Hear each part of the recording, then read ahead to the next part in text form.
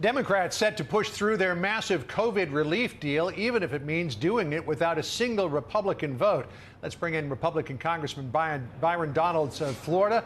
Congressman, good to see you again. You sent a letter to the leadership in the House, Nancy Pelosi and Kevin McCarthy, urging them not to go through this budget reconciliation process to pass this and potentially other bills. You said it was a means to progress a liberal agenda that, if enacted, would have devastating impacts on national security, the economy, and middle-class families. Explain your thinking there.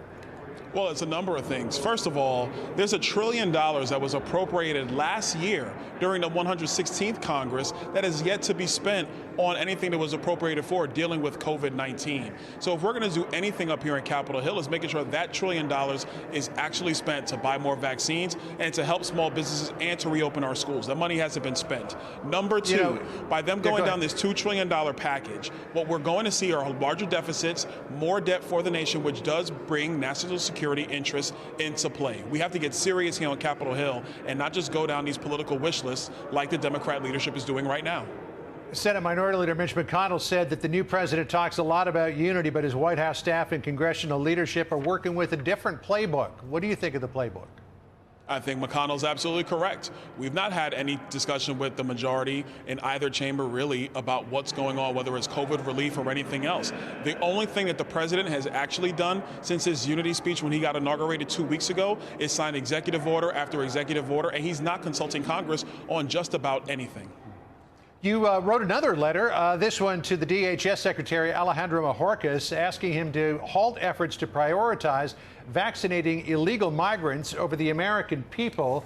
The DHS policy is DHS and its federal government partners fully support equal access to the COVID-19 vaccines and vaccine distribution sites for undocumented immigrants. You've got a problem with this, clearly.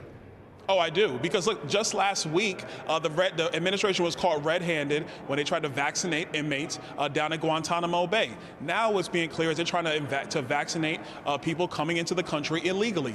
We should be doing what we've been doing in Florida now for the past month, prioritizing senior citizens. They are the ones who are the vulnerable population when it comes to COVID-19. They need to be prioritized first. First responders need to be in that mix. They need to make sure they get vaccinated. We should not be creating these side plans of vaccinated people who are trying to come into the country illegally. We need to take care of American citizens first, and then everybody else has to come in line after that. That needs to be the focus of Washington, D.C. and the White House. We should also say that you're burning up a lot of ink there on Capitol Hill. You wrote another letter to DHS demanding an investigation into Joe Biden's actions to block border wall construction. But this one I thought was interesting.